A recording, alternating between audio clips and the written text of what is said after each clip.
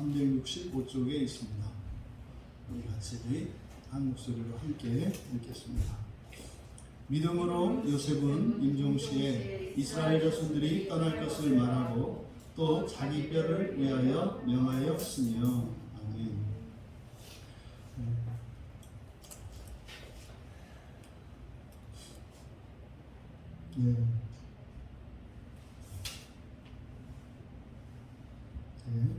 떠날 것을 아는 믿음이라는 제목으로 설교하려고 합니다.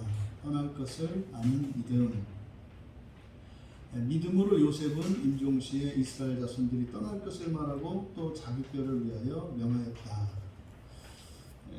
이 본문의 말씀은 구약 성경의 창세기의 마지막인 창세기 50장 24절에서 26절까지의 말씀의 인유입니다. 구약 성경 창세기의 끝부분이죠. 먼저 우리가 이 요셉이라고 하는 인물에 대해서 잠깐 먼저 생각을 해봐야 합니다. 성경에 등장하는 많은 인물들 가운데 우리 그리스도인들이 가장 이상향으로 삼고 있는 사람 중에 한 사람이 요셉이라는 사람입니다. 11번째 아들이었음에도 불구하고 장자권을 받아서 그 장자권 중에서도 상속권이죠. 그 상속권을 물려받은 것이 11번째 아들이었던 요셉입니다. 그리고 그는 히브리인으로서 애굽이라고 하는 제국의 총리가 되었던 사람. 총리라고 하는 것은 우리나라 대통령 정도로 생각하시면 됩니다. 우리나라는 정치 체제가 대통령제이기 때문에 대통령이 나라를 대표하기도 하고 또 모든 권력을 다 가지고 있습니다만, 우리 옆에 있는 일본이랄지 영국이랄지 이런 나라들은 나라를 대표하는 왕이 있고 또 실질적인 권력을 가진 수상이 있습니다. 그러니까 이런 이제 내각제 제도 하에 실제 권력을 가진 수상 이런 의미이기 때문에 우리나라로 이야기하면 왕으로 이해하셔도 그렇게 다르지 않습니다. 그럼 여러분, 성경에서 이 요셉에 대한 이야기, 결국은요, 요셉이라고 하는 한 사람의 인생의 이야기로 우리가 들여다보면 11번째 아들로 태어나서 아버지의 편애를 받고 어려서부터 특별한 편애를 받고 그래서 그것 때문에 형제들로부터 극심한 미움을 받았던, 어느 정도요? 죽이고 싶을 정도로. 그러니까 형들로부터 그렇게 나중에는 노예로 팔려가게 되는 이런 끔찍한 운명을 갖고 살았지 않습니까? 근데 죽을 것 같은 위기의 순간들이 있는데 죽지 않고 계속 어떻게처럼 살아나는 거죠. 그리고 그때마다 항상 이렇게 불행한 일이 일어나는데 그게 전화위복이 돼요. 우리가 팔려갔는데 팔려가지 않았더라면 정말 굶어 죽을 수밖에 없었던 그것을 떠난 것이 되고, 또 팔려가서 노예가 됐는데 오히려 노예가 되어서 이제 그 나라의 총리가 되는, 그러니까 이게 말도 안 되는 이런 상황이 계속 인생의 역전이 계속 일어나죠. 사실 이게 결과만 놓고 보면은 성공 스토리, 이제 이런 사람들이 종종 이런 매스미디어에 출연을 해서 인생 역전에 대한 감동적인 이런 간증을 하잖아요. 제가 어렸을 때는 아무것도 없었는데 검정고시를 했는데 이렇게 해서 대통령이 되고 되고 이런 거죠. 그냥 두 주먹 들고 이 세상에 재벌이 되었고 이런 감동적인 이야기. 그럼 분명히 우리들은 그런 사람들에게서 얻는 교훈과 우리들이 바라는 게 뭡니까? 그 사람 성공이거든요. 그럼 요셉은 성경에 등장하는 인물 가운데 가장 극적으로 성공한 인물 중에 하나예요. 모든 걸 다 가진 사람이거든요. 이 요셉은 부모 형제로부터도 인정을 받고 또 애굽에서도 인정을 받고 한 민족을 살렸을 뿐만 아니라 고대 근동의 모든 민족을 살린, 그래서 애굽의 기틀을 다졌고 고대 근동에 있는 그런 나라가 흉년으로 인해서 굶어 죽을 수밖에 없는 상황에 그들을 구원한 위대한 인물입니다. 그런데 그 요셉을 여기서는 그 요셉의 인생을 압축해서 이 두 가지로 지금 히브리서 기자가 소개하고 있다는 사실을 여러분들이 이걸 좀 이상하게 생각을 해야 됩니다. 우리가 생각하는 요셉, 요셉으로부터 우리가 얻고자 하는 교훈, 그리고 요셉을 바라보았을 때 우리들이 가지는 기대, 그것과 지금 히브리서 기자가 밝히고 있는 이 요셉의 인생을 짧은 이 한 줄로 요약을 하고 있는데, 믿음으로 요셉은 임종시에 이스라엘 자손들이 떠날 것을 말하고 또 자기 뼈를 위하여 명했다. 그러니까 히브리서 기자의 말씀을 극단적으로 이야기하면요, 요셉의 인생을 쫙 흔들어서 딱 해서 남는 게 뭐라는 거예요? 이걸 하는 거예요. 요셉의 인생 남는 게 이거라는 겁니다. 사실은 그 이후에 이스라엘의 역사 속에서 이제 출애굽을 하고 가나안 땅에 들어가고 가나안 땅에서 나라를 세우고 마침내 그 가나안에서 세워졌던 이스라엘의 이 왕족, 북이스라엘과 남유다의 전체 역사 속에서 가장 뛰어나고 가장 번영과 가장 호사스러운 삶을 살았던 솔로몬. 이 솔로몬의 결론도 전도서입니다. 모든 것이 헛되다는 결론이에요. 모든 것이 헛되다는 결론. 근데 지금 히브리서 기자가 이 요셉의 인생을 믿음으로 정의하고 있다는 거. 그러면요, 결국 요셉의 그 인생 역정의 모든 것의 결론은 이거라는 거죠. 그러면 중간 과정 생략하고 우리들에게는요, 그 결론적인 것을 우리에게 말씀으로 주고 있는 거죠. 근데 문제는 뭐예요? 이 끝의 결론에는 관심이 없고 그 중간 과정에 자꾸 우리가 마음이 쓰인다는 거예요. 뭐 이래도 좋고 저래도 좋으니 어쨌든 일단 한번 그 총리나 한번 데려오게 해주라.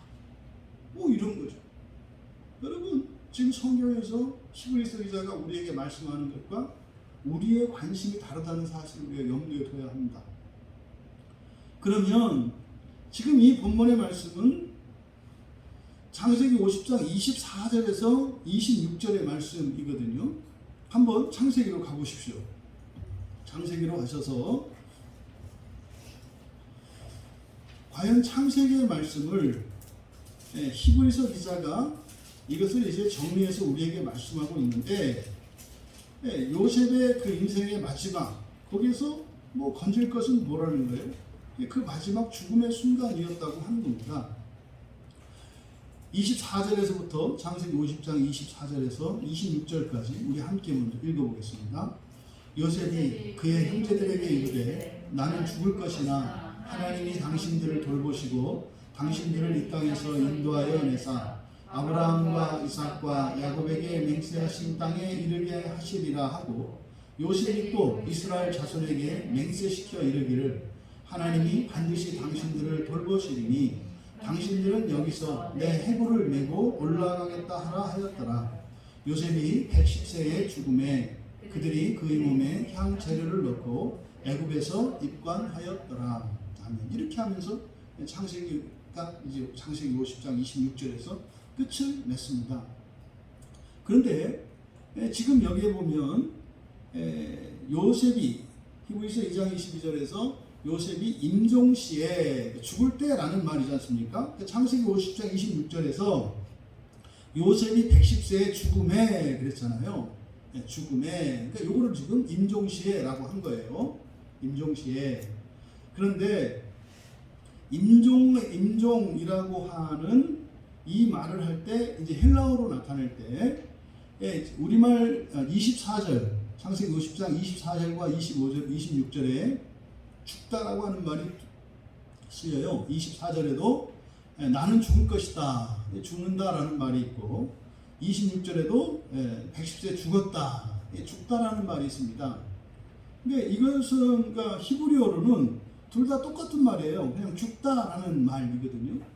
그런데 이것을 헬라어로 번역을 한 70인역 번역에서는 24절에 죽다라는 말과 26절에 죽다라는 말을 다르게 써요. 다른 단어로 쓴다 이 말이에요. 원래 히브리어 원문은 똑같은 단어로 무트라고 하는 말을 가지고 죽었다고 쓰고 있는데 이걸 헬라어로 번역할 때는 의미를 다른 다른 의미를 가지고 있는 다른 말로 써요. 그럼 24절에 죽다. 나는 죽을 것이다. 이게 이제 요셉이 가지고 있는 죽음관이겠죠. 요셉이 가지고 있는 죽음관. 그것을 아포스트네코라고 하는 말을 씁니다. 아포스트네코.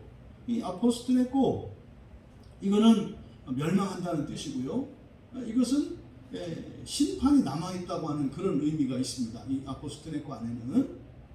그런데 26절에서 110세의 죽음에, 그러니까 이것은 이제 요셉의 죽음에 대한 모세의 평가죠. 이 모세의 평가는 하나님의 계시에 기초한 것입니다. 그러면 창세기 50장 26절에서 모세의 죽음에 대해서 이야기할 때 이게 텔류타오라고 하였어요. 텔류타오. 이 텔류타오라고 하는 말은 마치다, 완성하다, 뭐 이런 뜻입니다. 이 텔류타오는. 그러니까 이게 끝난다는 의미입니다. 둘 다 죽는다는 의미로 사용이 되는데, 이 텔류타오라고 하는 이 말의 의미는 마치 이제 살아야 할 인생을 다 산 거, 우리로 말하면 백수를 다 누렸다. 그러니까 자기가 살아야 할 인생을 다 살고, 그러니까 뭡니까? 살면서 마쳐야 할 모든 일들을 다 한 것, 이런 의미를 갖습니다. 그러면 여기서 죽음에 대한 요셉의 이해와 모세의 평가가 달라요. 그러니까 요셉은 자기가 이제 죽을 것이라고 말을 했는데, 자기가 죽는 그것이 이제는 사실은 미련이 없는 죽음이 아니에요. 다 이룬 죽음이 아니다 이 말이에요. 근데 모세는 다 이룬 것이었다라고 이제 70인역에서는 그렇게 번역을 하고 있다. 그러면 이 죽음에 대한 이 두 가지 의미, 이게요, 이거는 훗날 모세에게도 이게 이제 적용이 됩니다. 모세가 신명기 4장 22절에 가면 나는 이 땅에서 죽고 그 요단강을 건너서 가나안 땅에 가지는 못할 거다, 이렇게 이제 이스라엘 백성들에게 이야기를 해요. 나는 여기서 죽을 것이다. 이게 똑같이 요셉과 마찬가지로 이 단어를 이제 70인역에서는 아포스트네코라고 하는 말을 써요. 그러니까요, 모세가 가나안 땅에 들어갔습니까? 못 들어갔습니까? 결국엔 못 들어갔어요. 못 들어갔어요. 모세가 누구예요? 율법을 받은 사람이거든요.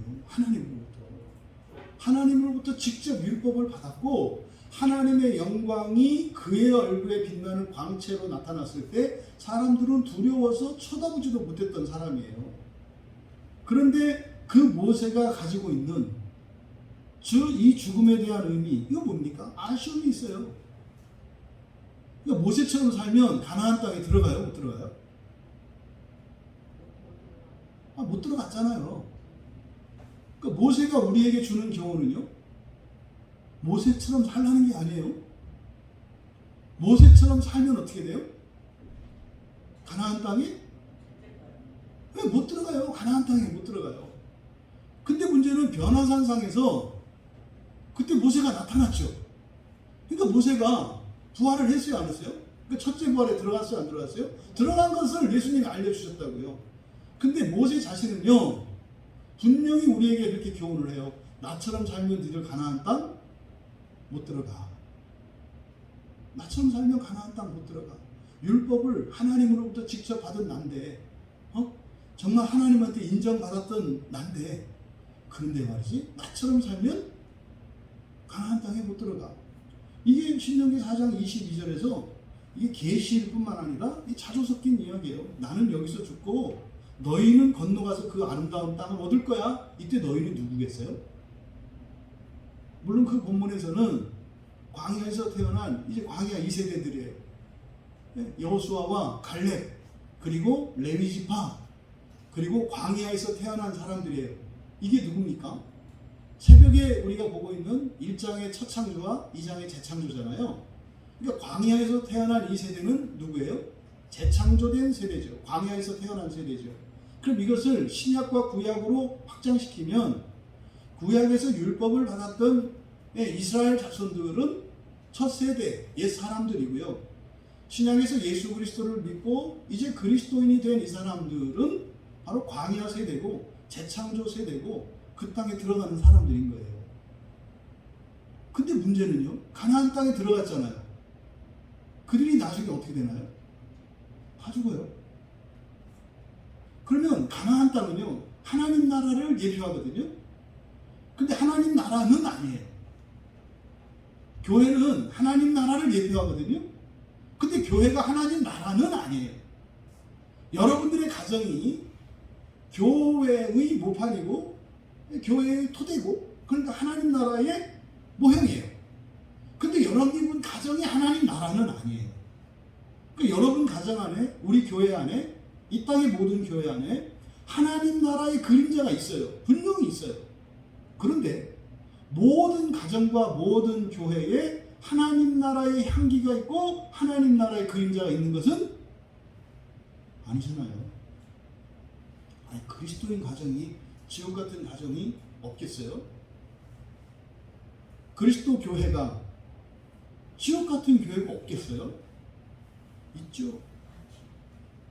그럼 이스라엘 자손들이, 여호수아가 이스라엘 자손들을 이끌고 가나안 땅으로 들어갔습니다만 그들은 거기서 과연 하나님 나라를 예표하는 가나안 땅에서 그 하나님 나라의 모형적인 삶을 살았나요? 못 살았나요? 못 살았어요.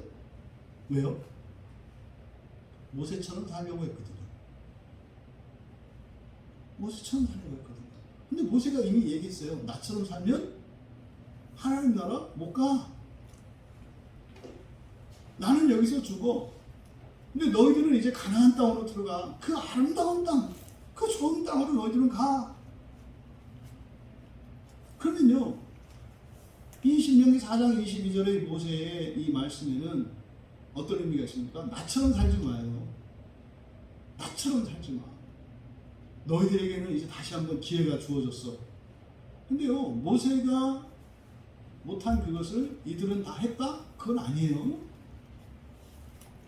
애굽에서 나와서 광야에서 시험을 거쳤고 모세는 못 들어갔어요.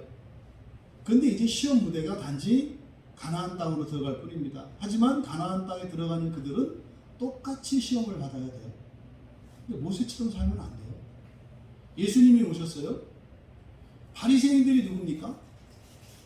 모세처럼 살려고 하는 사람들이에요. 모세처럼 살려는 사람들이에요. 그들을 향해서 예수님이 그러면 안 된다고 그러시잖아요. 야, 모세가 광야에서 죽었잖아. 가나안 땅에 못 들어갔잖아.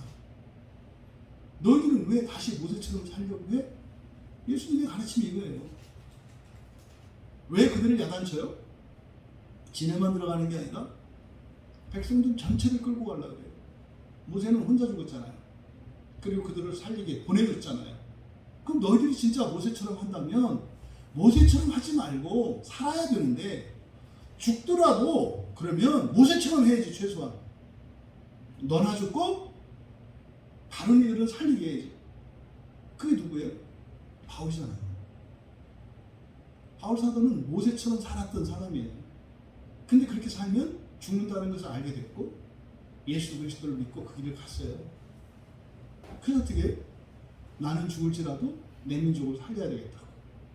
그렇게 살았던 게 바울 사도인 거죠. 여러분, 이 죽음에 대한 이 미묘한, 아주 정교한 이 나눔.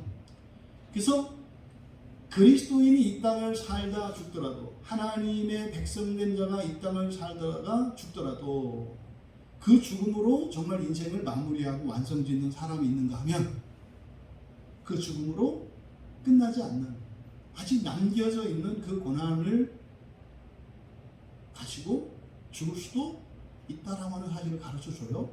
근데 요셉이나 모세나 그들이 가지고 있었던 그 죽음에 대한 그 이해는 뭐예요? 나는 하나님 나라에 들어갈 수 있는 자가 아니다. 나는 심판받아야 될 자다. 라고 하는 심판에 대한 의식을 가지고 있었던 사람들이에요. 그러니까 나는 죽으면서 나는 첫째가 아니다. 이렇게 확신하고 죽은 사람들이 아니라, 요셉이 형제들에게 나는 여기서 죽을 것이나.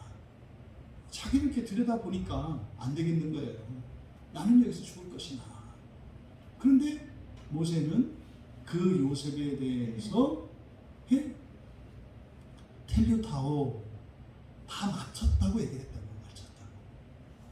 그런데 요셉에게는 그렇게 잘 요셉의 죽음에 대해서 정리를 했잖아요. 그런데 또다시 자기 자신에게는 요셉이 했던 것 같이 똑같이 그러니까 요셉은 뭐 하나님이 뭐 가르쳐 주셔서 뭐 요셉이 그렇게 안 될 거라고 생각하고 죽었지만 하나님 나한테 이렇게 해주시기는 됐대. 그런데 뭐 요셉은 그런지 몰라도 나는 안 될 것 같아 이랬단 말이에요.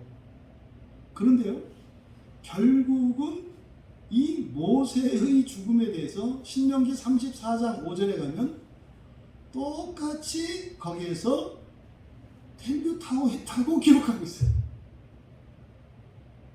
그러니까 요셉이 죽었지만 온전하지 못하다. 내 인생은 정말 그 첫째 부활에 참여할 수 있는 그런 인생이 아니었다. 죄 많은 인생이었다. 하나님의 심판 아래 있다. 이렇게 고백을 하고 죽었는데 성경에서는 텔류타오 했다라고 하나님의 인정이 있어요. 모세도 그랬다 이 말이죠. 그럼 여러분, 어떤 사람이 여러분이 죽는 순간에 간신히 첫째 부활에 참여했다 라고 생각한다면 아닐 가능성이 많다는 거예요. 첫째 부활은 하나님께서 주권적으로 우리에게 베풀어 주시는 은혜이지 우리의 공로로 우리가 그럴만하기 때문에 되는 것이 아니다 이거예요. 그런데요, 요셉도 모세도 그렇게 살았다 이 말이에요. 예수님 당시의 바리새인들도 그렇게 살았다 이 말이에요. 그래서 지금 히브리서 기자는 이 요셉의 죽음에 대해서 완성된 죽음이라고 이 텔류타오 요셉의 고백의 그 죽음 아포스토네스코를 사용하지 않고 요셉의 죽음에 대해서 하나님이 평가하신 모세의 기록 26절의 마지막 그것을 바로 텔류타오 마친 인생이었다라고 지금 히브리서 기자가 말씀하는 거죠. 여러분의 인생이 그렇게 텔류타오의 인생이 되기를 주님의 이름으로 축복합니다. 이것이 지금 히브리서 기자가 요셉을 소개하면서 지금 우리에게 주는 첫 번째 메시지입니다. 바로 아포스토네스코는 히브리서 이 믿음의 선진들에 대해서 이야기할 때 4절에 아벨의 죽음, 그리고 13절에 아브라함의 히브리서 얘기하는 겁니다. 히브리서 11장 4절에 아벨의 죽음, 그리고 13절에 아브라함의 후손들의 죽음, 그리고 21절에 야곱의 죽음, 이것이 전부 아포스토네스코라고 해요. 그런데 이제 22절에 와서 이 모든 죽음에 대한 결론이 무엇인지 바로 텔류타오였다라고 히브리서 기자가 이야기를 하는 겁니다. 이것은 창세기의 서술의 과정을 따르고 있는 거죠. 그러면 믿음으로 요셉이 죽을 때에 한 일은 두 가지입니다. 명령했는데요. 말을 했는데 두 가지를. 첫째는 이스라엘 자손들이 떠날 것을 말했고, 두 번째로 자기 뼈를 위하여 명령했다. 이렇게 두 가지입니다. 그러면 창세기 50장 24절에 보니까 24절에 그렇게 말씀했잖아요. 나는 죽을 것이나 하나님이 당신들을 돌보시고 당신들을 이 땅에서 인도하여 내사 아브라함과 이삭과 야곱에게 맹세하신 땅에 이르게 하시리라. 그럼 여러분 24절에 지금 요셉이 유언하고 있는 이때의 배경을 여러분들이 염두에 두셔야 돼요. 이때는 이스라엘 자손들이 애굽에서 어떨 때입니까? 잘 나갈 때예요. 아주 잘 살 때라고요. 요셉이 총리로 있었고 애굽에서도 가장 비옥한 그 삼각주라고 하는 고센 땅에 아주 그 푸른 그 초장지대의 좋은 땅, 그 기름진 땅에 이들이 살고 있었다고요. 그래서 아주 번영을 구가하며 살았습니다. 그런데 요셉이 죽으면서 유언한 말이 뭡니까? 여기서 인도해 내실 거라는 거예요. 이런 거, 이거를 여러분들로 적용하자면 그런 거죠. 여러분들이 아주 어려운 인생을 살았어요. 예? 정말 10원짜리 하나 아끼고 살아가지고, 예?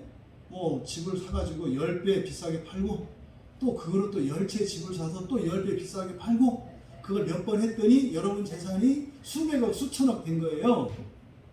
근데 이제 그 아버지가 죽으면서 자식들한테 얘기를 하는 거죠. 하나님께서 이들 이 재산 다 버리고 탈탈 털리고 그냥 저기 다른 지방으로 가서 다시 인생을 시작하라고 하실 거야. 그때 여러분 그게 은혜롭다 이렇게 들리냐고요. 지금 요셉의 유언은요, 이게 별로 듣기 좋은 얘기가 아니에요. 아니 그 산전수전 다 겪고 이제 자리 잡고 이제 좀 사람 사는 것처럼 살기 시작을 했는데, 예? 죽으면서 하는 유언이 뭡니까? 그 흉년이 들어서 퍽하는 흉년 들고 말이죠. 가뭄 들고 말이죠. 아니 그래서 오죽하면 그 고향인 가나안을 버리고 지금 애굽에 이주 와서 사는 거 아닙니까? 한두 번이 아니에요. 이스라엘 역사 속에서 아브라함 때부터 계속 가나안의 그 흉년과 가뭄을 피해서 항상 이 애굽에 와서 잠깐 그냥 목숨줄 이어받았다가 또 다시 한번 갔다가 또 어려움은 왔다 이랬단 말이죠. 그러니까 사실은요, 이스라엘 역사 속에서 아브라함 이후에 그 꼭 고향이라고 가나안 가서 살아야 되나? 어려울 때마다 이렇게 애굽에 내려오지 말고 그냥 여기서 정착해서 사는 게 낫지 않나? 이런 생각을 하지 않았겠냐고요. 더더군다나 이제 마침내 털을 닫고 딱 이제 살아가는 지배층 아닙니까? 예? 잘 나가는 지배층이잖아요 이제. 그런데 그런 그들을 향해서 요셉이 유언한 거예요. 뭐 한다고요? 하나님이 인도해 내신대요. 인도해 낸다는 것은 가라는 것도 아니에요. 하나님이 뭐 하신다? 데려간다는 거잖아요. 요 얘기를 이스라엘 자손들이 떠날 것을 말했다. 이렇게 얘기하는 거죠. 떠날 것을 말했다. 또 자기 뼈를 위하여 명했다. 이것은 이제 25절 말씀이죠. 창세기 50장 25절에 요셉이 또 이스라엘 자손에게 맹세시켜 이르기를, 여기는 이제 맹세까지 시켰습니다. 맹세까지 시켰어요. 그리고 나서 하나님이 반드시 당신들을 돌보시리니 당신들은 여기서 내 해골을 메고 올라가겠다 하라. 지금 24절과 25절에서 반복되고 있는 내용이 뭡니까? 당신들을 돌보신다는 거예요. 당신들을 돌보신다는 거예요. 그러니까요, 가지고 있는 재산과 이런 기득권을 버린다는 게 쉽지 않잖아요. 그럼 또 다시 새롭게 이제 두 주먹 불끈 쥐고 살아야 되는 인생 아니에요.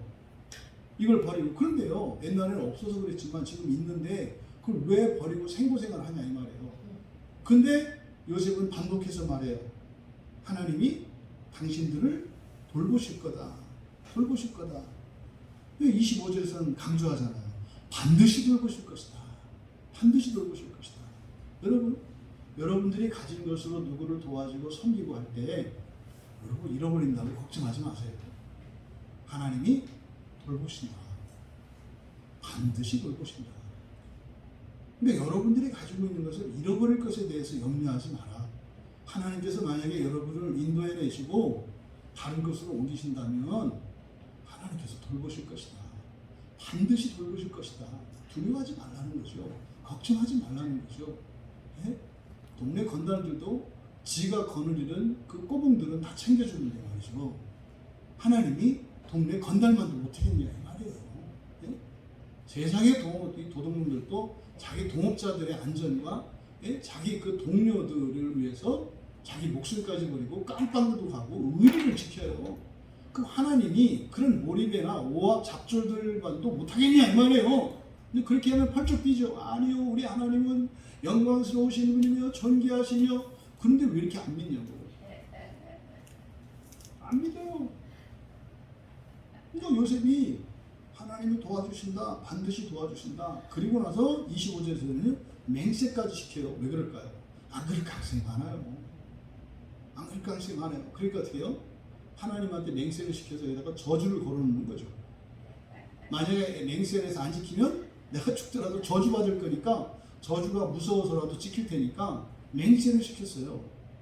그래서 25절에서 맹세시킨 게 뭡니까? 뭐해라? 여기서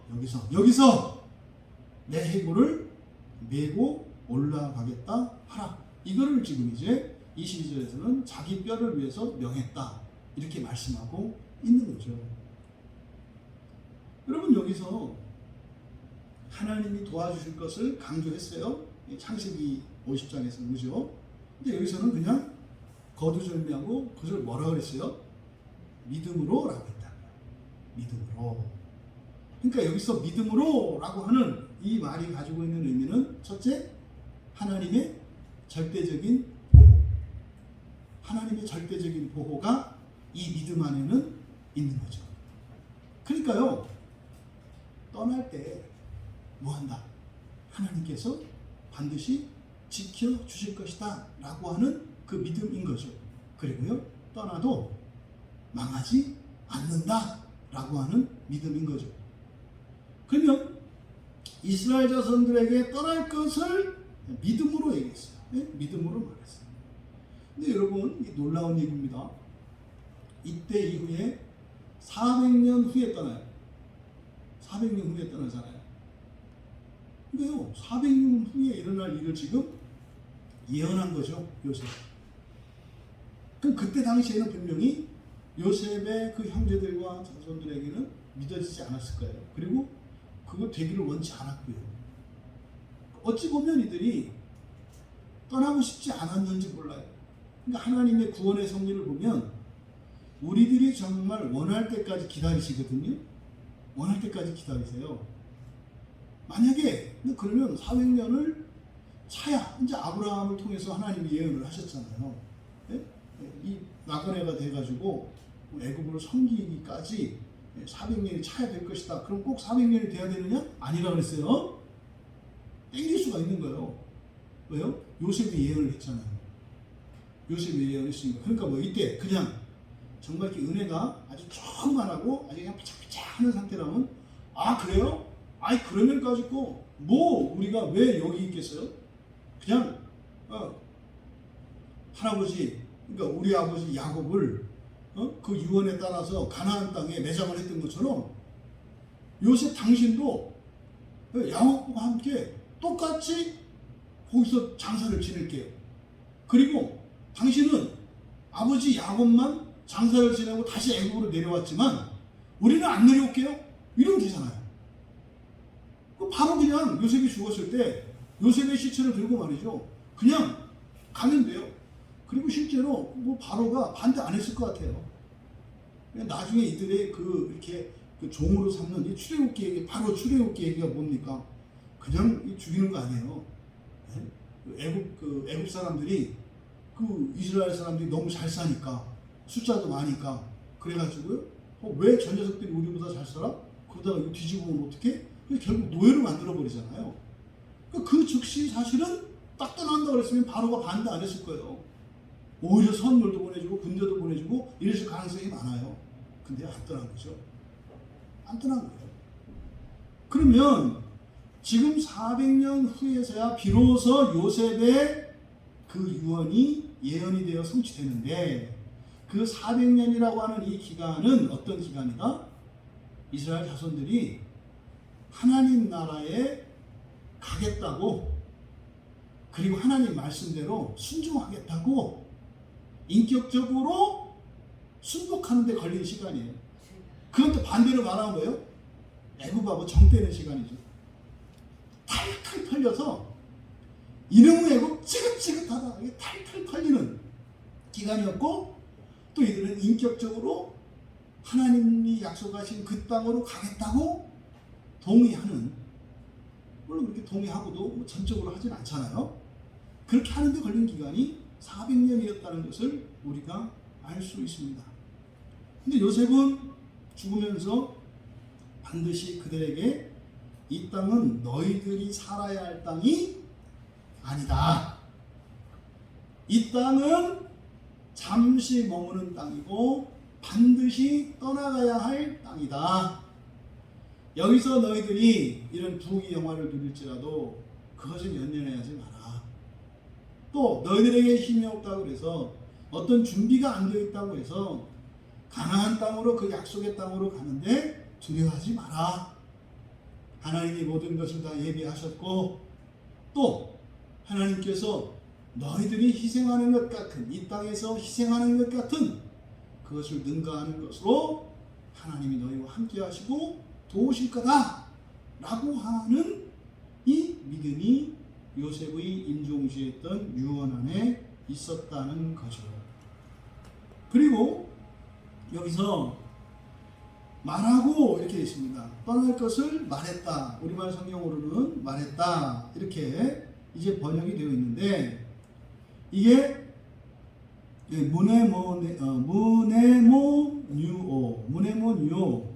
무네모뉴오는 기억하다, 생각해내다, 깨닫는다 이런 뜻이에요. 과거의 무엇이 생각나는 거죠. 그러니까 여기서는 이렇게 말한다라고 이렇게 번역을 했습니다만 여기서 말한 것은 뭐예요? 깨달은 것을 말했다고 지금 히브리서 기자는 얘기를 하는 거예요. 깨달은 것을, 이때 깨달았다는 것은 몰랐던 걸 깨달은 게 아니라 알고 있었는데 까먹었던 것을 생각해내서 말했다라고 얘기를 하는 거예요. 그러니까 요셉이 죽을 때 생각이 난 거예요, 뭔가가. 그때까지는 몰랐는데 뭔가가 생각이 났어요. 그래서 그 깨달음을 그러니까 생각나서 말한 게 이스라엘 자손들이 떠나야 한다는 것이었다. 이겁니다. 그러니까 이것은 요셉이 경험을 통해서 안 것도 아니고요. 예? 요셉이 이렇게 뭐 깊이 묵상해서 이렇게 안 것도 아니고요. 죽는 순간에 여호와 하나님께서 번쩍하고 이 녀석아 너 알고 있었던 거 있잖아. 그러니까 어쩌면 여기서 지금 이 단어를 사용한 것으로 보아서 요셉도 잊고 살았던 것으로 보여져요. 실제로 요셉이 이 형들과 아버지를 맞이했을 때 형들이 잘못하고 과거 했던 이것에 대해서 겁을 먹고 있을 때 요셉이 형들한테 약속을 하잖아요. 걱정하지 말라고. 걱정하지 말라고. 내가 형들 다 책임진다고. 내가 다 책임진다고. 그래서 요셉이 실제로 그 가족들을 책임졌잖아요. 그러니까 요셉도 이 땅을 떠나야 한다는 생각보다는 어떻게 해요? 내 권력과 내 힘으로 내 아버지와 내 형제들과 내 자손들을 어떻게 잘 살게 해줄까? 여기에 요셉의 관심이 있었던 거죠. 그러니까 여러분들의 관심이에요. 내가 어떻게 해서 우리 자식들을 뭐 하다못해 집안채라도 물려주고 어떻게 교육이라도 제대로 시켜서 밥벌이를 하게 하고 그러니까 부모 노릇을 좀 제대로 하는 여기에 우리들이 마음을 쏟잖아요. 요셉도 똑같이 그랬다는 거죠. 그러고 산 거예요. 그러니까 효자였고 정말 그 마지막까지 그 장례를 치르고 하는 과정을 보면 그가 얼마나 효자였는지 알 수 있어요. 또 형제들에게 아주 우애가 깊은 좋은 우애 있는 그런 형제였고요. 그러니 조카들과 일족을 돕는 일에 뭐 마다하거나 주저하지 않았겠죠. 집안에서 뭐 작은 일만 있더라도 즉각 도와주는 그런 삶을 살았을 거예요. 늘 요셉의 마음은 뭐였어요? 이곳 고센 땅에서 우리 아버지의 자손들이 잘 먹고 잘 사는데 관심이 있었어요. 그리고 그렇게 살아왔고 나름대로는 내가 우리 가문을 지켰다라는 생각을 가질만 하잖아요. 요셉 정도 되면. 그런데 죽는 순간에 히브리서 기자는 그거 다 의미 없다고 얘기하는 거예요. 그의 인생에서 가장 건질만한 거, 건질 수 있는 게 뭐냐면 마지막 죽었을 때 생각난 그거라는 거예요. 그게 뭡니까? 그동안 총리로 살아서 이스라엘 그 야곱의 자손들을 뭐 부자로 살고 힘있게 살고 행복하고 즐겁게 살았던 거 그건 의미 없다고 지금 오히려 히브리서 기자가 얘기하는 거예요. 놓쳤다는 거예요. 그게 본질이 아니라는 거예요. 진짜 그에게서부터 그 자손들과 형제들이 얻을 수 있는 유익은 뭐였다? 이거 유언이었다고 얘기를 하는 거예요. 근데 이 유언을 뭐다? 까먹고 있었는데 생각났다는 거죠. 이게 뭘까? 이게 사실은 아버지 야곱이 요셉에게 했던 유언이잖아요. 아버지 야곱이 죽을 때 자신을 어디다 장사 지내라고 했어요? 가나안 땅에, 약속의 땅에 장사 지내라고 했잖아요. 그래서 앞에 47장에서 그 약속을 지키기 위해서 바로한테 허락을 받아가지고 장례 치르고 왔잖아요. 근데 그냥 거기를 산소라만 생각한 거죠. 아, 그냥 그 우리 종사는 가나안 땅이구나. 그러니까 죽어서 묻히는 곳이 가나안 땅이라고 생각을 한 거죠. 그런데 죽을 때 생각한 게 뭐예요? 아, 거기는 내 묘자리가 아니라 살자리구나. 살자리구나. 우리나라 속담에 우리나라 그 여러 도시에 대해서 살기 가장 좋은 곳과 죽어서 묻히기 가장 좋은 곳, 진천과 용인으로 꼽아요. 생진천, 사용인 그래요. 그래서 살아서 살기에 가장 좋은 땅은 진천이라고 하고, 이 옛날 말이에요. 죽어서 가장 살기 좋은 땅이 용인이라고 해요. 근데 요즘에 보니까 어떻게 해요? 아, 죽어서 묻힐 땅이 아니라 진작에 땅을 사놨어야 할 것이 용인이었구나. 이걸 깨달았다 이거죠. 묘자리가 아니라 살아야 할 곳이었구나. 이거를 요셉이 죽는 그 순간에 떠올려서 생각이 났다는 거예요. 이거를 지금 히브리서 기자가 이렇게 문해문요라고 하는 말을 통해서 그 메시지를 우리에게 주려고 하는 거죠. 그 긴 설명을 하지 않고 되게 이렇게 압축해서 많이 시적인 표현을 산문인데도 쓰고 있잖아요. 그러니까 이런 거를 우리가 읽어내야 되는 거죠. 아, 요셉이 선한 의도를 가지고 집안을 일으키고 그 가족들 일족을 돌보고 했던 이것이 귀한 일임에 틀림없어요. 근데 죽을 때 요셉이 생각했던 게 이게 아니었구나. 이게 아니었구나.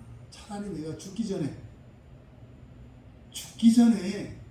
애굽의 이런 부와 권세와 명예를 다 버리고 차라리 내가 이끌고 거기를 갔어야 했구나. 이게 아쉬웠다는 거죠. 그것을 지금 히브리서 기자는 밝히고 있다.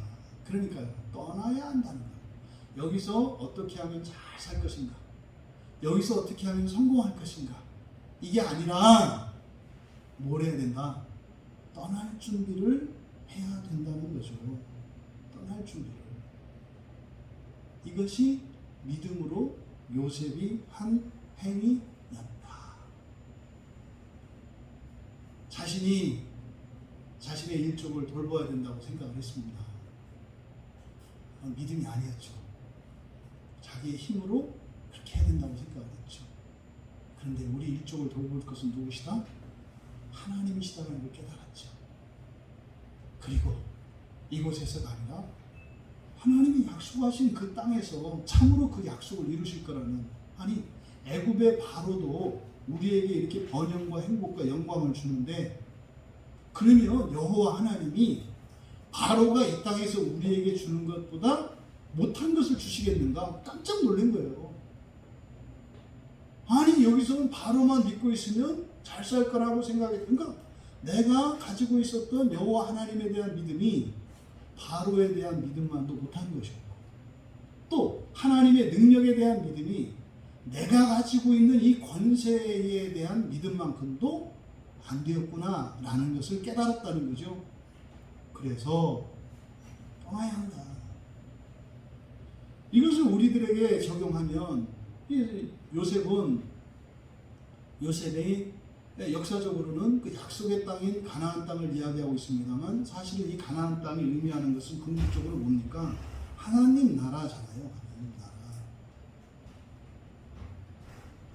우리가 이 세상을 어떻게 살아갈 것인가 걱정하고 그것을 위해서 살아요. 근데 이 세상은 그렇게 사는 게 아니라는 거예요. 그렇게 사는 게 아니라는 거예요. 이 세상은 어차피 떠나야 하는 것이고, 우리가 가야 하는 가나안 땅, 그 하나님 나라를 준비하며 살아가야 된다고 요셉이 말씀을 한 거죠. 근데 그러려면 먼저 어떻게 해야 돼요? 이 땅을 떠나기로 결단을 해야 된다. 근데 그 떠나려면 돈 가지고 되는 것도 아니고 능력 갖고 되는 것도 아니고 무엇으로 결단할 수 있다? 믿음으로 결단할 수 있다. 이것이 지금 히브리서 기자가 요셉의 유언을 통해서 주는 거죠. 그러면 우리가 어떻게 그 하나님 나라를, 이들에게는 그 가나안 땅을, 약속의 땅인 가나안 땅을 가기 위해서 준비해야 되는 것은 무엇인가? 이걸 가지고 사실은 고민을 했어야 되죠. 이걸 고민을 했어야죠. 그럼 오늘 사는 우리들에게는요, 하나님 나라를 위해서 그러면 어떻게 하루하루를 살아갈 것인가? 응? 하나님 나라를 위해서 내가 어떤 직업을 택하고 또 어떤 직업을 택했을 때 하루하루 그곳에서 생활을 어떻게 해야 되고, 또 하나님 나라를 준비하기 위해서 내가 가정을 이루었는데 이 가정 생활을 어떻게 해야 되고, 또 신앙 생활을 어떻게 해야 되고, 이렇게 살아야 한다고 요셉은 유언을 한 거죠. 이 말씀을 통해서 여러분들이 믿어지고 그 말씀을 여러분의 말씀으로 받는다면, 이후로 여러분들은 이제는 이 세상 떠날 준비하시고 가야 하는 그 나라를 위해서 살아가는 삶으로 바뀌셔야 되는 거죠. 근데 이스라엘의 역사를 보면요, 400년 동안 안 바뀌었어요. 400년 동안 안 바뀌었어요. 지금 요셉이 했던 얘기를 히브리서 기자가 다시 하고 있거든요. 2000년 동안 안 바뀌었어요. 2000년 동안 안 바뀌었어요. 이게 앞으로 몇천 년이 더 될지 어떨지는 모르겠습니다만, 이게 그냥 여러분들이 지금 제가 전한 말씀을 못 알아들 게 뭐 있어요? 다 아는 얘기잖아요. 원래 알았던 얘기잖아요. 그치, 사람은 누구나 태어나서 죽는 것이고, 이 세상 어차피 떠날 세상이고, 다 아는 얘기잖아요. 근데요, 전혀 여러분 마음에 감동도 안 하고, 여러분의 삶의 어떤 생활 방식이나 이런 것도 아무 생각도 없고, 나가는 순간 살던 대로 똑같이 살 거거든요. 근데 새삼스러운 일 아니다. 애굽에 있던 이스라엘 자손들이 400년 동안 그렇게 살았고, 심지어는 그뿐이에요. 모세가 나중에 광야에서 그걸 깨닫고 니들 나처럼 살지 마 그랬는데, 가나안 땅 들어가서 또 모세처럼 살다가 또 죽어요.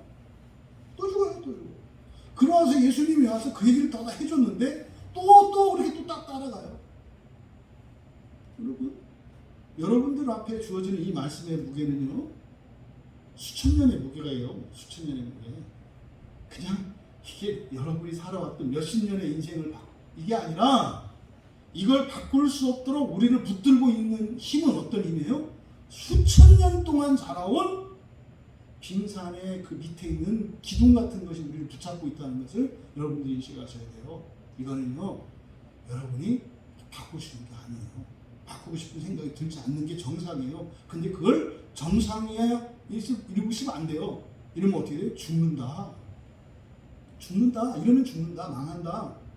이것을 여러분들이 아시고, 정말 하나님 400년 애굽에서 그렇게 노예살이를 하고 나서야 떠나겠다고 결정하는 이런 인생이 되지 않게 하시고, 또 심지어 떠나서 가나안 땅에 정작 들어가서 여러분 인생에 정말로 하나님께서 존귀하고 풍요롭고 부유한 인생을 주실 수도 있어요. 그런데 거기서도 안 바뀐 상태면 어떻게 돼요? 거기서 또 죽어요. 그게 이스라엘의 역사라니까요. 하나님 정말 내 인생 가운데에서 이 세상을 떠나 하나님 나라를 위하여 준비하며 살아가는 인생이 되게 해주십시오. 정말 하나님 나라의 예표로서 우리 가정에 부를 주시고 명예를 주시고, 내 인생 가운데 그렇게 영광과 존귀와 부와 명예를 다 주시더라도 그것에 빠지지 않고 하나님 나라를 준비하며 살아갈 수 있도록 도와주십시오. 여러분, 이것은 굉장한 영적 싸움입니다. 보통 싸움이 아닙니다. 왜요? 역사적으로 그러니까. 그러면 우리가 요셉의 이 깨달음을 통해서 실제적으로 보면 우리가 하나님 나라를 위해서 준비한다는 게 뭔가? 그 첫째가 거듭나는 거잖아요. 거듭나야 돼요. 거듭난다는 개념을 여러 가지로 우리가 볼 수 있습니다만, 전제론적으로는요, 이제 인성을 신성으로 변화시키면서 살아가는 거예요. 내가 그냥 이 세상에서 이런 사람 저런 사람 이런 게 궁극적인 목표가 아니라, 궁극적인 목표는 뭐예요? 나의 본성이 하나님의 거룩한 본성으로 변화되는 거예요. 그러면요, 이 세상의 재산과 존귀는요, 하나님이 주시는 거지 여러분 주시는 거 아니에요. 절대로 잊지 마세요. 부, 명예, 권력 여러분이 차지할 수 있는 거 아닙니다. 그리스도인들은요, 거듭난 사람들은 그렇게 되지 않아요. 마귀의 자식들은 그렇게 하면 돼요. 마귀의 자식들은요, 수단 방법 가리지 말고요, 돈 벌기 위해서 사람 사기치고 훔치고 때려서 뺏고 그러면 돼요. 그게 마귀의 자식들이 살아가는 방식이에요. 그럼 하나님 자녀들의 살아가는 방식은 훔치지 않고 도둑질 않고 이거 아니에요, 여러분. 그 불쌍해 보인다니까요. 마귀 자식도 아니고 하나님 자녀처럼 살지도 않아요. 그러니까요, 속으로는 부자 되고 싶은데 진짜로 세상에서 부자 되는 방법대로는 또 못해. 그러니까 이 미치는 거예요. 부자는 되고 싶은데 부자 되는 방법대로 살지 말래. 그러니까 이게 얼마나 환장하냐고요. 그러니까 교회에 기쁨이 있겠어요? 미치는 거예요. 그러니까 자꾸 그거 부자 안 되려고. 부자 안 되면 어떻게, 여러분 부자 안 되면 큰일 난다니까. 지금 도와줄 데가 많아요. 돈이 있어야 된다고. 근데 거기에 잡히면 안 되죠. 잡힐 바에는 안 되는 게 낫죠. 잡힐 바에는. 여러분, 이 거듭남이라고 하는 것의 가장 기본적인 의미는 존재론적인 변화예요. 우리 인생의 목적이 바뀌어야 돼요. 뭘로? 사람이 아니라 하나님 자녀 되는 일. 이것을 1차적인 목적을 두셔야 돼요. 이게 거듭남의 가장 중요한 의미입니다. 그러면 거듭나면 눈이 열려요. 예? 아담과 하와처럼 눈이 열려가지고 괜히 무화과 나무 가지고 옷만 들어있는 게 아니라, 예? 눈이 열리면 하나님 나라가 보여요. 스데반이 돌 맞아 죽을 때 돌이 와서 때리는데도 그냥 활짝 웃을 수밖에 없었던 하나님 나라가 보여요. 이게 거듭난 사람들이 추구해야 되는 거예요. 하나님, 내 눈을 열어 당신의 영광을 보게 하옵소서. 하나님, 내 가슴을 열어 당신 그 나라의 영광에 기뻐 뛰게 하옵소서. 내가 주의 이름을 부를 때, 주의 찬양을 할 때 내 안에서 올라오는 이 기쁨이 나의 삶의 결핍과 고난과 슬픔과 외로움과 이 억울함을 능히 이기는 기쁨 되게 하여 주시옵소서. 이게 거듭난 자들이 가져야 되는 소원이에요. 반드시 하나님이 주시죠. 그래서요, 이런 존재의 본성적인 변화, 그리고 이제 실제 하는 하나님 나라에 대해서 우리의 눈이 열렸을 때 이게 거듭남의 핵심이에요. 그러면요, 우리의 인생관과 가치관, 세계관이 싹 바뀝니다. 이게 바뀌어요. 그래도 여전히 우리는 육체 가운데 살아가기 때문에 이 세상의 즐거움을 느껴요. 느끼긴 느껴요. 그런데 그것을 점점 바꾸어가는 일이 경험되죠. 그 성령께서 야, 희한하다. 내가 옛날에는 이거 아니면 죽고 못 살았는데 이게 별게 아니네. 뭐 이런 거죠. 그렇게 성경 보는 게 힘들고, 그렇게 설교 들은 게 지겹고, 그렇게 기도하는 게 어렵던데, 야, 이거 달달해지네. 그러더니 난 또 기도하면 이렇게 우쭐하면 안 되고, 하나님 나를 변화시켰구나. 거기서 기쁨을, 거기서 뭘 봐야 돼요? 내가 좀 네 가지가 이렇게 생긴 거 가지고 만족하는 게 아니라, 내 눈이 열리고 있구나. 하나님 나라에서 여기서 만족을 찾아야 되는 거죠. 야, 내가 진짜 이제 정말 하나님 자녀로서 변해가고 있구나. 여기서 만족을 얻어야 된다고요. 그렇게 됐는데 금방 또 나가는데 뭐 계약했던 게 깨졌다고 또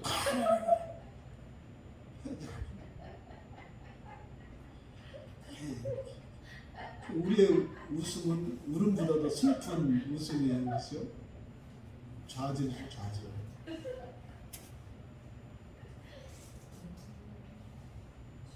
가치관을 바꾸세요. 세계관을 바꾸세요. 인생관을 바꾸세요가 아니에요. 그런 일이 일어나기를 축복합니다. 여러분들의 소원을 품고 기도하시니까. 그래서 하나님이 그 소망이 되게 하시는 거예요. 하나님은요, 여러분에게 못 줘서 아니에요. 정말로 못 줘서 아니에요. 왜?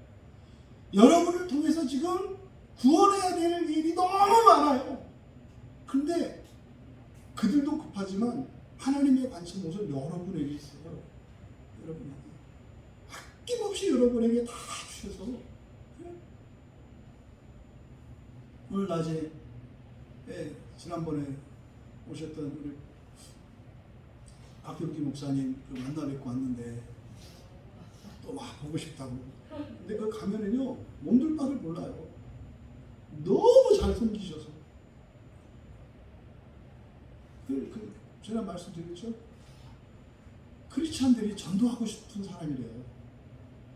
그 목사님을 전도하려고 주변 사람들이 얼마나 달려드는지 모르는데, 왜냐면 본인이 목사라고도 얘기를 안 해요. 근데 사람들이 이렇게 만나기 너무 좋으니까 자기네 교회로 데려가고 싶어가지고 자꾸 전도하려고 한대요. 알겠다고 하고 알겠다고 하고. 근데 그분의 삶이 그래요. 그냥 섬기는 삶이시거든요. 너무 좋대요. 너무 좋대요. 그래서 뭐 어려운 목사님도 세워드리고 막 이런 그 목사님에 보면은 천국에서 사시는 것 같아요, 삶이. 굉장히 도전을 받죠.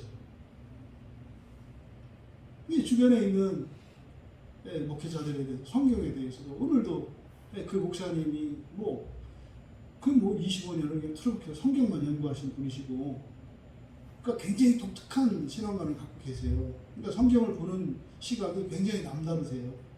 그러니까 이런 굉장한 인사이트를 얻을 수 있죠.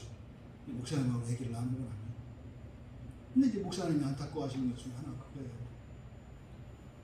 왜냐하면 연세가 있으시니까 주변 목사님들 보면 은퇴 때가 돼서 어떤 목사님은 지금 은퇴할 나이가 지났는데도, 정년이 지났는데도 은퇴를 못한대요. 오갈 데가 없어서. 그 교회에서 못 나오는 거예요. 그 교회가 또 외지간에 좀 이렇게 재정도 자립이 되고 또 이렇게 후임 목사를 세우고 이렇게 할 수 있으면 뭐 그럴 형편은 안 되고, 파트 하나 그냥 목사 한 분 그냥 담임 목사 그냥 최소한 생활비 지급할 정도밖에 안 돼. 그럼 그걸 그만두면 이제 그 다른 목사가 와서 거기서 그 목사님도 살아야 될 거 아니에요. 근데 이 목사님은 먹을 데가 없어요. 평생 뭐 돈을 모아놨나? 그저 그냥 하나님 말씀 섬기고 교회 섬기고 기도하고 전도 그 단지 알고 평생을 살았는데 늙어져서 나가가지고 뭐 폐지를 줄까 뭘까. 실제로 이런 분들 많거든요. 은퇴한 목사님들 중에서, 사모님들 중에서 이렇게 사시는 분들 많아요. 되게 마음 아파하세요. 이 목사님은 그런 분들이 도와주시고 살리시고 하는 이런 일들을 보이지 않게 많이 하세요. 여러분 정말 부자 되세요. 부자 되세요. 근데 아시죠? 부자 되라는 얘기가 무슨 얘기인지? 부자 되시고 가난하게 사세요. 부자 되시고 가난하게 사세요. 그러니까 괜히 돈 있으면 욕하고 이러지 마시고, 부자 되시고 욕먹지 마시고 존경받으시고 그런 삶을 사셔야 돼요. 이런 일이 어디서 일어나요? 인생관과 세계관이 바뀌어야 돼요. 종종 교회 안에 그런 분도 있어요. 하나님한테 딜하는 분들. 나 돈 벌게 해주면 뭐 하겠다. 그럼 그거 하고 나머지는 뭐 하게? 바벨탑을 쌓으려고 그래요, 자꾸. 여러분, 하나님은 찾아요. 하늘 곳간을 맡길 수 있는 사람을 찾으신다고요. 이걸 잊지 마세요. 근데 이렇게 얘기를 하면 이게 문제가 되는 게, 아, 그래? 그러면 곳간을 맡겨? 이렇게 하기 때문에 이런 얘기를 이렇게 함부로 못하는 거예요, 이게. 틈만 나면 뒤집어지니까 거북이도 아니고. 거북이 뒤집어지고 어떻게 되는지 아시죠? 그냥 이렇게 천천히 가면 되는데 그 얘기를 해주면 그거에 놀래다 뒤집어져가지고 거의 이러고 이제. 두 번째로, 그래서 두 번째로 하나님 나라를 준비하는 게 뭡니까? 믿음과 순종이에요. 믿음과 순종. 예수님께서요, 마태복음 21장 43절에 어떻게 보면은 무서운 얘기기도 하고 이상한 얘기기도 해요. 그러므로 내가 너희에게 이르노니, 너희는 하나님 나라를 빼앗기고. 하나님 나라를 뺏길 수 있어요, 없어요? 네? 하나님 나라를 뺏길 수 있어요, 없어요? 있잖아요. 예수님이 뺏긴다고 그러셨어요. 그러니까 줬다는 거죠. 하나님을 주셨다는 거예요. 근데 너희들 빼앗길 거야.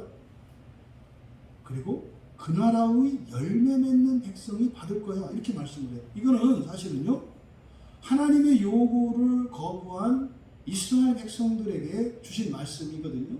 일단 그들에게 하나님 나라를 맡기셨다고요. 그런데요, 하나님의 요구를 거부할 때, 하나님의 말씀을 순종하지 않을 때 뺏으신다니까요. 그러니까 그 하나님 나라를 준비하는 것은 거듭난 사람들에게는 하나님 자녀 되는 권세가 주어지거든요. 또 그 믿음을 지켜야 돼요. 근데 그 믿음을 지킨다는 게 뭡니까? 순종해야 돼요. 근데 여기서 오해하는 게 있어요. 속으로 대답해 보세요. 순종이 뭡니까? 짧은 문장으로 여러분 속으로 대답을 하세요. 순종이 뭡니까? 순종이 뭡니까? 여러분 대부분 그렇게 대답하셨을 거예요. 예, 하나님 말씀을 지키고 하나님 말씀대로 사는 겁니다. 이렇게 얘기할 거예요. 이렇게. 그때 하나님 말씀이라는 게 뭐예요? 그러면 여기서 이제 막 흩어져요. 제가 할 길로 막 가요. 예? 그 지키고 그 행해야 되는 그 말씀이 뭐요? 대부분 여러분들은 율법을 생각할 거예요. 왜? 지난 주일 저녁에 또 십계명이 헬스 기구, 운동 기구라서 이게 그 운동기구 이걸 지키라 하시니까 이제 지난주 주일 저녁 오후 설교를 딱 기억하는 분들은 속으로 십계명이라고 딱 얘기를 했을 거예요. 근데 십계명이 뭐예요? 율법이죠. 그러면 그 율법을 지키고 순종하면 그렇게 되나요? 근데 그 운동기구라고 그랬죠. 그러면 그렇게 해서 그 운동기구 십계명을 가지고 운동하는 이유가 뭐예요? 우리의 몸, 육체로 말하면 근육을 키우고 힘을 키우는 거 아니에요. 그렇죠? 그러니까 그 지키는 거에 초점이 되면 안 된다 이 말이에요. 그러면 다시 율법으로 돌아가요. 그러니까 순종했을 때 하나님이 말씀한 걸 그대로 하라고 한 것 틀린 건 아니에요. 그러면 그게 뭐냐고. 십계명을 다 합치면 뭐라고 했어요? 그렇죠. 순종하라는 말은 뭐 하라는 거예요? 사랑하라는 거예요. 사랑하라는 거예요. 사랑하라는 거예요. 못 알아들으니까 1, 2, 3, 4로 나눠서 또 613개를 딱 해서 나눠준 거잖아요. 그러니까 순종은 하라고 하는 대로 하는 게 아니에요. 그러니까 교회 안에 들어와서 다시 어떻게 돼요? 율법으로 메어버려 다시. 예수님이 다 끌어줬거든요. 교회 갔더니 어디는 가죽띠로 묶고 어디는 쇠줄로 묶고 어디는 저 삐삐선으로 묶고 어디는 밧줄로 묶고 그 교회 보니까 예수님이 다 끌어줬었는데 교회 가면 다시 메고 나와. 그거 좋대. 그러니까 우리 교회는 빨간색 밧줄이야. 우리는 진짜 가죽이야. 우리는 비닐이야. 그건 뭐 넓고 기가 막힌 일들이 지금 교회 안에 일어나고 있어요. 뭐 때문에? 순종이라고 하는 이 말 한마디를 제대로 파악 못해서. 그렇게 율법을 지키는 게 순종이라고 할 때 보세요. 자기가 지키고 싶은 것만 지키잖아요. 자기가 지키기 싫은 거 지키기라고 했다가는 진짜로 하나님이 야단 맞으시지. 누구한테 지금 이걸 들이대시는 거예요? 지한테는 되지만 내한테는 아니잖아요. 이것이. 여러분, 이 순종이라고 했을 때 순종은 사랑하시는 거고요. 왜 사랑하라 그래요? 그게 하나님 나라의 삶이기 때문에 그래요. 하나님 나라의 삶이기 때문에. 근데 그거는요, 이 땅에서 어떻게 하나님 나라의 삶을 살아요? 살 수 없는 거잖아요. 그래서 이 순종은요, 무엇과 항상 함께 가야 돼요? 믿음과 소망과 함께 가야 돼요. 그러면 할 수 없는 사랑을 이 세상에서 하면서 살아가는 거예요. 그게 하나님 나라의 삶을 준비하는 거잖아요. 근데 이것은요, 믿음과 맞물려 있다. 믿음과 맞물려 있다. 그래서 믿음과 순종으로, 다시 말해서 사랑으로 살아갈 때 그 하나님 나라의 소망이 구체화되고 나에게 이루어지는 것이다. 그런데 좋아요. 거듭나서 그래서 하나님 해주시는 거니까, 그죠? 우리 최소한 여기 있는 여러분들은 다 거듭난 분들이시죠. 그래서 이제로부터는 여러분들이 하나님 말씀을 통해서 인생을 살아가는 게 내 본성을 바꾸는 게 첫 번째구나. 그리고 이 세상 나라뿐만 아니라 저 하늘에 있는 그 쉽지 않은 그 하나님 나라를 목표로 해서 살아가는 거구나. 이게 이제 말씀 듣고 설교 듣고 기도하고 하는 게 그런 거구나. 그래서 우리의 이런 종교적 실천과 이런 것들 의미 있게 받아들여진다 이 말이죠. 그리고 믿음으로 순종하면서 하나님의 모든 말씀에 순종하는 거. 사랑이라고요. 그렇게 살아가면 돼요. 근데 이거는 하나님이 해주실 일이고 또 우리가 할 일이잖아요. 근데 이게 인생이 로맨스라는 게 둘이서만 이게 짝짝꿍하면 재미가 없다고요. 그저 드라마는 삼각관계가 돼야 이게 좀 재미가 있는 거 아니에요. 그래서 우리가 고려해야 되는 게 뭐예요? 마귀예요, 마귀. 마귀에 대비하는 이게 우리들이 하나님 나라를 위해서 준비하면서 살아가는 인생이죠. 마귀를 대비하는 게 뭡니까? 결국에는 사도행전 19장 8절과 9절에 보면 사도 바울이 이제 에베소에서 3개월간 머물면서 가르친 게 하나님 나라라고 해요. 하나님 나라. 그런데 사도행전 19장 9절에 보면 받아들이지 않아요. 받아들이지 않아요. 그 하나님 나라 복음을 받아들이지 않아요. 그 이유가 굳은 마음이라고 얘기를 합니다. 굳은 마음. 굳은 마음은요, 절대로 하나님 나라의 복음을 받아들이지 않고요. 또 하나님 나라를 준비하면서 살아가는 삶에 동의하지 않아요. 근데 이 굳은 마음은 모두에게 있는 거예요, 우리 안에. 우리는 원래 바위와 같이 딱딱한 마음이었는데 거듭나면서 바위 한 구석이 말랑말랑한 데가 생겼어요. 근데 요거는 절대 다시 굳어지지 않아요. 그런데 그런 거잖아요, 여러분. 큰 바위 틈에 소나무가 이렇게 조그만 게 하나 크잖아요. 그러면 어떻게 저기서 뿌리 뽑고 살았나? 근데 그 사는 것도 용하잖아요, 그죠? 근데 그 바위와 같은 굳은 마음을 우리는 어떻게 해야 돼요? 그걸 흙으로 바꿔야 돼요. 그 마음을 흙으로 바꿔야 돼요. 왜? 그렇게 안 하면요, 하나님 나라의 복음을 안 받아들여요. 성령께서 우리 안에 계신 것은 마치 소나무 그 바위살 틈새에 생겨난 소나무 하나가 뿌리 내리고 있는 것 같은 거죠. 그건 안 죽어요. 그런데 그게 끝이 아니에요. 거듭난 게 다가 아니에요. 바위와 같은 나머지 우리들의 마음 전체가 어떻게 돼요? 이거를 부드럽게 살같이 만들어야 한다고요. 그래서요, 이 마음이 굳어지면 사랑할 수 없어요. 생각해 보세요. 그 바위 틈에 있는 소나무가 지금 누구 생각할 겨를이 있냐고. 나 하나도 간신히 거기 매달려서 살고 있는데 그 누구를 생각하냐고요, 누구를. 응? 옆에 좀 땅도 널널하고 저도 뿌리가 깊이 내려 있어야 너도 여기 와라, 너도 여기 와라 이렇게 하지. 거기 하나 팔팔 떨고 있으면서 사람만 지나갈 때마다 떨잖아요. 저것도 나 또 집에 화분에다 심는다고 나 또 캐가는 거 아닌가. 얼마나 떨려. 그게 아니잖아요. 그러니까 그 바위가 바뀌기 전에는, 이 마음이 바뀌기 전에는 우리가 그러려고 그러는 게 아니라 그럴 수밖에 없어요. 그럴 수밖에 없어요. 그래서 우리의 마음이 바꿔야 합니다. 이렇게 거짓스럽게 죄를 반복하고 하나님 나라의 복음을 들고 있으면서도 불구하고 변하지 않아요. 그 마음 때문에 그러거든요. 마음이 굳어있는 증거는 뭐예요? 죄를 반복하는 겁니다. 죄를 반복하는 거. 그래서 고린도전서 6장 9절에서 10절에 보면 이렇게 반복하면서 고집스럽게 범죄하는 사람, 이런 사람은요, 하나님 나라를 유업으로 받을 수 없다고 그래요. 마음이 딱딱하게 굳어진 상태에서는요, 안 돼요. 그럼 어디 가야 돼요? 용광로에 가서 녹이는 수밖에 없어요. 용광로 가면 다 녹아.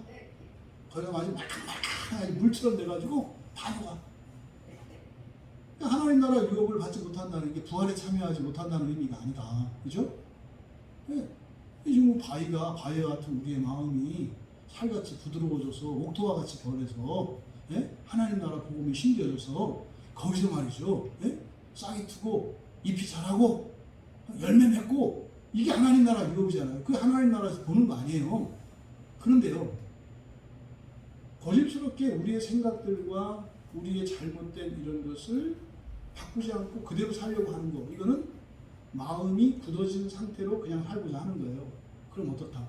하나님 나라를 유업으로 받을 수 없다. 없다. 그래서 거듭났고요. 또 우리가 사랑으로 살기도 해요. 근데 우리의 마음의 변화가 계속 일어나지 않으면 들어갈 수 없다. 이게 뭐라고 그래요? 이걸 좁은 문으로 들어간다고 하시는 예수님이. 힘들거든요. 생각해보세요. 그 바위에 뿌리 내고 있는 소나무가 그 뿌리로 무슨 수로 바위를 다 뚫어요. 사실은 바위에 뿌리 내는 것도 아니고 그 틈새에 거기 흐르는 물 먹고 살아가는 거지, 이게 무슨 뭐 바위를 부수는 거 아니잖아요. 근데 우리의 마음을 바꾸는 게 그런 거거든요. 그 실 같은 그 뿌리로 바위를 깨트려서 그냥 깨트리는 정도가 아니잖아요. 그것도 불가능한데 그걸 뭘로 만들어라? 흙으로, 옥토로 만들라는 거예요. 여러분, 마음을 바꾸는 일이 이렇게 어려운 겁니다. 불가능한 거예요. 근데 요셉이 뭐라고 그랬어요? 하나님이 도우신다. 반드시 너희를 보호하시고 반드시 도우신다. 네? 누란지석이라고 그래요. 계란으로 바위 깨기. 이게 무슨 말이에요? 계란으로 바위 깰 수 없다. 그런데 깨지잖아요. 다윗이 계란보다도 조그만 돌멩이를 갖다가 골리앗에 던지니까 골리앗의 맞박이 깨지잖아요. 성령이 함께 하시니까. 여러분, 우리들이 이 마음을 지키고 마음을 기경하기 위한 싸움을 계속해 나가야 합니다. 그렇지 않으면요, 방해를 받아요. 그럼 괴롭다니까요. 하나님 나라 있는 것도 알았어. 첫째 부활도 알았어. 그렇게 되고 싶어. 근데 안 돼. 그럼 여러분이 마음이 바뀌지 않으면 안 된다. 그래서 마음을 기경하기 위해서, 아마 우리 교회도 그럴 거예요. 광야계 기승전 첫째 부활, 기승전 하나님 나라, 맨날 그 얘기. 이렇게 여러분들이 생각하는 분들이 계시다면 마음을 깨뜨리는 싸움에 아직 참여하지 않은 사람들이에요. 이런 사람들은 한 3년에서 5년 설교 들으면 다 배웠다고 생각합니다. 배울 거 없어요, 저한테. 뭘 배워요? 성경이 있는데. 저는 여러분들로 하여금 그 싸움에서 물러서지 않도록, 포기하지 않도록 격려하고 기도하고, 또 우리 안에 있는 그런 생생한 싸움 속에서 일어나는 승리의 일들을 함께 묶어서 함께 가도록 하는 거, 이게 목사가 하는 일 아니에요. 여러분, 딱딱하게 굳어진 우리의 마음을 기경하여 부드러운 살같이 바꾸는 그 일에 여러분들 중단하시면 안 돼요. 그걸 위해서 해야 되는 일이 뭐예요? 여러분들이 말씀 듣고, 설교 듣고, 성경 보고, 기도하고, 같이 모여서 얘기하고, 여러분이 있는, 여러분 안에서 발견된 딱딱한 거, 이렇게 했는데 뭐 다 써. 그거 얘기하는 거죠. 이렇게 막 나는 이제 빠져 죽을 줄 알고 정신 차리고 딱 서보니까 여기밖에 안 되는데 이 밑에 보니까 딱딱한 게 있대. 이게 뭐야? 딱딱한 게 반석이 아니요. 그거는 딱딱한 내 마음이지. 그럼 얘기를 해야 된다니까. 그걸 고쳐야 된다고. 이렇게 정말 하나님 나라를 준비하면서 살아가야 돼요. 그러면요, 우리의 마음을 그러면 이렇게 기경하기 위해서 어떻게 살아야 되는가? 이게 뭐 원리적으로 뭐 이렇게 다 설명할 수는 없습니다만 몇 가지만 우리가 현실적으로 가장 우리의 마음을 굳게 하는 거, 그것을 우리들이 실천적으로 적용을 해본다면 지금 이 시대뿐만 아니라 성경에서 가르치는 재물에 대한 집착이에요. 우리의 마음을 가장 단단하게 굳게 하는 것이 재물입니다. 재물. 이 재물에 대한 집착을 버리셔야 돼요. 이건 뭐예요? 부자 되지 말라는 얘기가 아니라고 그랬어요. 여러분에게 어떠한 것이 주어졌을 때 아낌없이 흘려보낼 수 있어야 한다 이 말이에요. 이 재물에 대한 집착을 버려야 된다. 또 재물이 없으면 죽을 거라고 하는 이런 생각 버려야 된다 이 말이에요. 이거 뭐 구체적으로 적용하면 이게 너무 복잡해져서 얘기를 그 정도만 하겠습니다.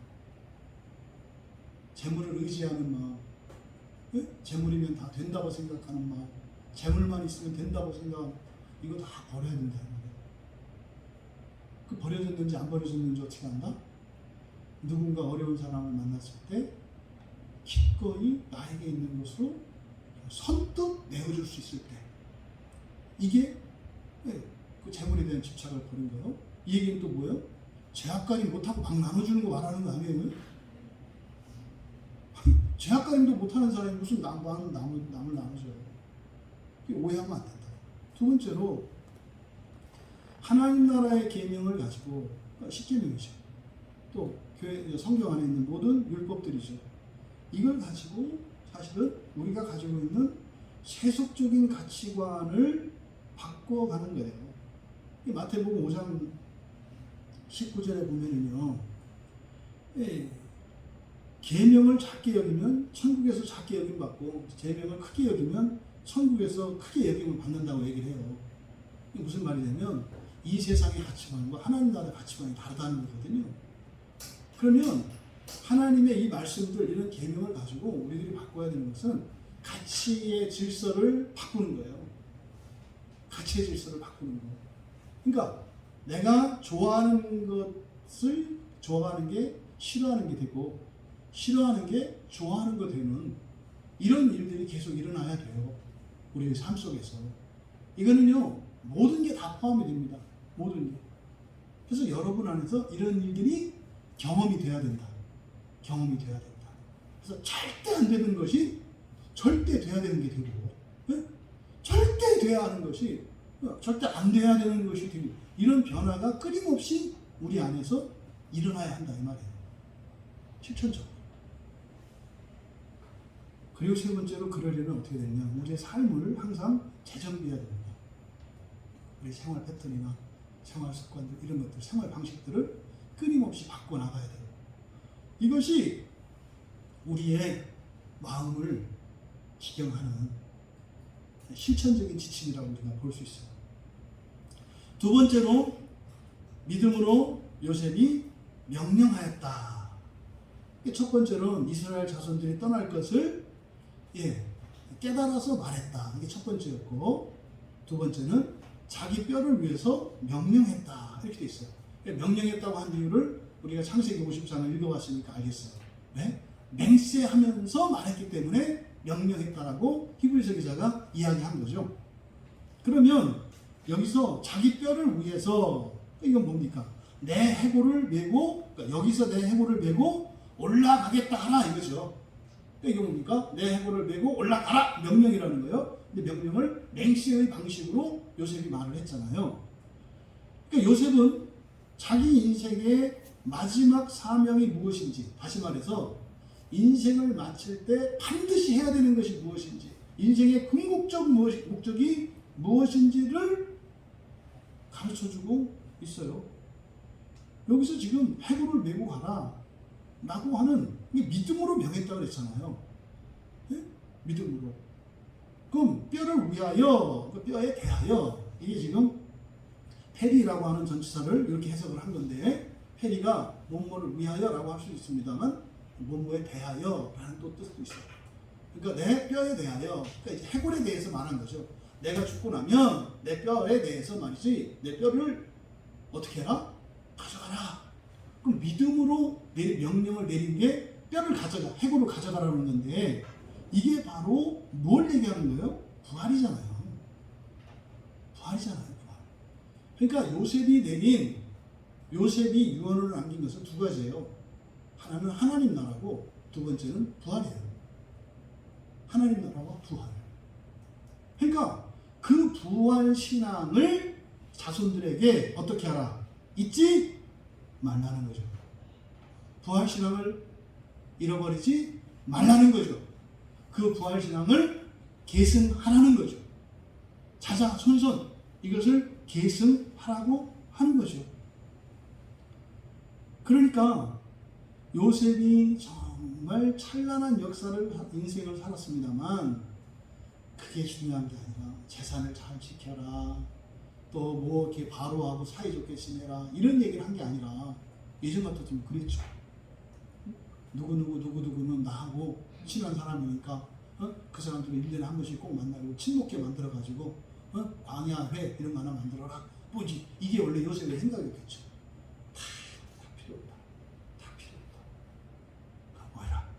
부활신앙을 계승해라. 부활신앙을 계승해라. 이거 요셉이 한 거 아니에요. 누구한테 받은 거예요?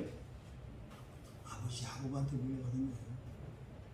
아버지가 노망나서 그 고향 생각나서 거기다가 또 거기 또 뭐 알량한 그 종상이라고 해봐야 별것도 아닌데 종상에 묻으라고 한 게 그냥 그 얘기를 하실 게 아니라 이게 뭐였구나? 부활이었더라.